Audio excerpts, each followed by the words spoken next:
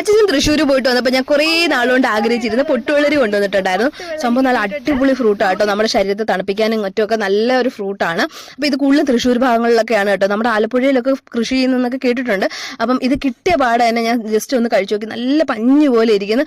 സ്പൂണിൻ്റെ പോലും ആവശ്യമില്ല, നമുക്ക് കൈവച്ച് തന്നെ എടുക്കാം. അത്ര സോഫ്റ്റ് ആയിട്ടാണ് ഇരിക്കുന്നത്. അപ്പം നമുക്ക് ആദ്യം ജ്യൂസ് ഉണ്ടാക്കാം. ജ്യൂസ് ഉണ്ടാക്കാനായിട്ട് ഞാൻ ഇത്തിരി പഞ്ചസാരയും പൊട്ടുവെള്ളരിയും കുറച്ച് തണുത്ത വെള്ളവും തേങ്ങാപ്പാലും കൂടി ചേർത്ത് മിക്സിയിൽ അടിച്ചെടുത്തു. നല്ല സൂപ്പർ ടേസ്റ്റ് ആയിരുന്നു. പിന്നെ പപ്പയ്ക്ക് മധുരം ഇഷ്ടമല്ലാത്തതുകൊണ്ട് ഞാൻ ഇത്തിരി കാന്താരി മുളകും കറിവേപ്പിലയും പിന്നെ പൊട്ടുവെള്ളരിയും ഇത്തിരി ഉപ്പും കൂടെ ചേർത്ത് ഒന്ന് മിക്സ് ചെയ്തെടുത്തപ്പോൾ തന്നെ നല്ല ടേസ്റ്റ് ആയിരുന്നു. അതിങ്ങനെ ഇത്തിരി നമ്മൾ എന്തെങ്കിലും പഞ്ചസാര ഉപ്പൊക്കെ ഇടുമ്പോൾ തന്നെ ഇത് ഒന്ന് ഉടച്ച് കഴിയുമ്പോൾ തന്നെ നല്ല വെള്ളം പോലെ ഇങ്ങനെ വരും. പിന്നെ ഇത് ഞങ്ങൾ കുണ്ടറ കൊണ്ടുപോയിട്ടുണ്ടായിരുന്നു. അവിടെ കൊണ്ടുപോയി ഇപ്പോൾ പഞ്ചസാരയും പൊട്ടുവെള്ളരിയും മാത്രം എടുത്തോട്ടോ, വെള്ളമൊന്നും ചേർത്തില്ല. അപ്പോൾ ഭാവിക്ക് കൊടുത്തപ്പോൾ ഭാവിക്ക് ഒരുപാട് ഇഷ്ടപ്പെട്ടു. ഭാവി പിന്നെയും വാങ്ങിച്ച് കുടിക്കുന്നുണ്ടായിരുന്നു. പിന്നെ കുറച്ച് പൊട്ടുവെള്ളരി ബാക്കി ഉണ്ടായിരുന്നു. എൻ്റെ അത് ഇത്തിരി പഞ്ചസാരയും പൊട്ടുവെള്ളരിയും അവലോസ് കൂടി ഇട്ടു. അതും വേറൊരു വെറൈറ്റി ടേസ്റ്റ് ആയിരുന്നു. കൂട്ടത്തിൽ എനിക്ക് ഏറ്റവും ഇഷ്ടപ്പെട്ട വെറും പൊട്ടുവെള്ളരിയും പഞ്ചസാരയും കൂടെ ചേർത്ത്